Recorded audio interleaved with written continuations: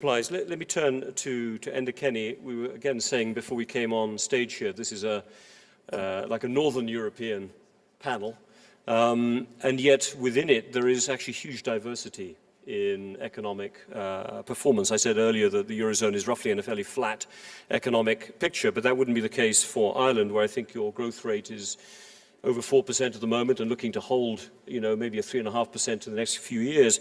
However, unlike some of the other countries represented on this panel, you're carrying a heavy debt burden, a fairly fragile recovery. Where do you see this balance between the structural reforms that you've undertaken and the need for a more accommodating economic environment across the board within Ireland? I think I should give you some context here. The government I lead was elected in 2011. At that stage, we had unemployment was over 15%. We were blocked out of all the international markets. We'd lost our credibility and integrity. We entered a bailout programme, 64 billion, with no tools at the European level to deal with that, for a population of 4.5 million, with just 2 million people working. Lost 250,000 jobs. So when you speak of stability, I think it's important to note this. The government I lead is composed of two parties, a centre-right party and a left-of-centre party. And we were able to maintain political stability in the country despite the unprecedented economic circumstances that we inherited. And that was because we were able to set out a very clear plan, a very clear strategy to explain to people that the challenges that we all face as a country were unprecedented. And it meant that instead of choosing a path of confrontation, we actually chose a path of constructive negotiation with the Troika and with the European institutions.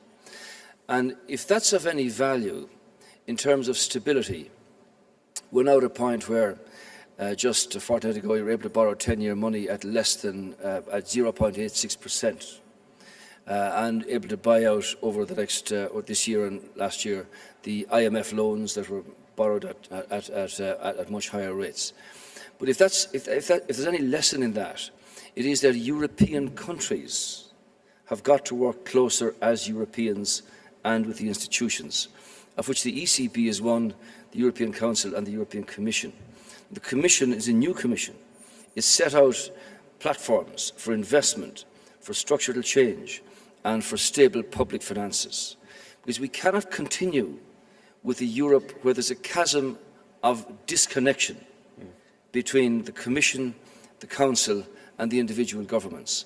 And if you don't do that, it leads to extremism on either side, which causes social disruption and political instability. So for us, having learned a difficult lesson here, our recovery is fragile and it's incomplete.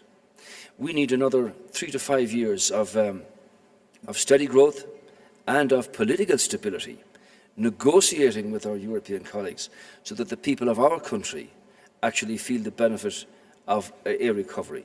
So we're in a different spot, but it's fragile and incomplete.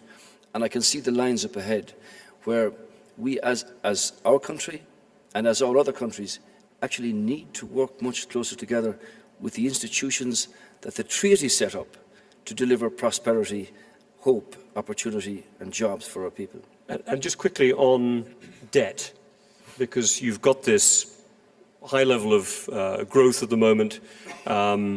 Your deficit has come down extensively, but you're pulling down a debt level that was in the 120% ratio to GDP.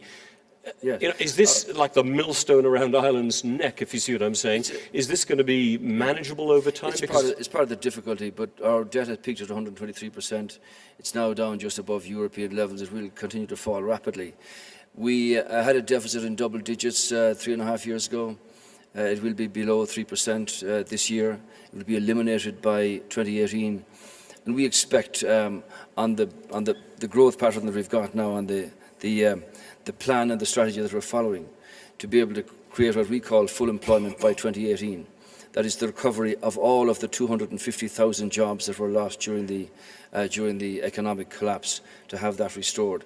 And that means, in terms of politics being about people, that young people who left Ireland as immigrants will be able to come home and work in their own country, if that's their choice, with new experiences and new skills. So I actually see the time ahead, while it's difficult and challenging, and there are extraneous issues like Russia and energy costs and all that that can impact on a country. The weakening of the euro has been of great benefit to Ireland in terms of exports and in terms of what we offer from tourism and so on. So I'm very optimistic for the time ahead, but it does require not just clarity of agenda, but discipline in managing public finances, in making those difficult political changes in individual countries, and collectively working with the institutions that we are to work with. For a population of 500 million people, we should not be in a position where there's this chasm of disconnect between the institutions and the citizens, because Europe offers, and I want it to be a place where they can have that hope and aspiration and belief that it offers opportunity for children of the next generation, for every country. Thank you. Let me turn to Mark Rutte. Mark, the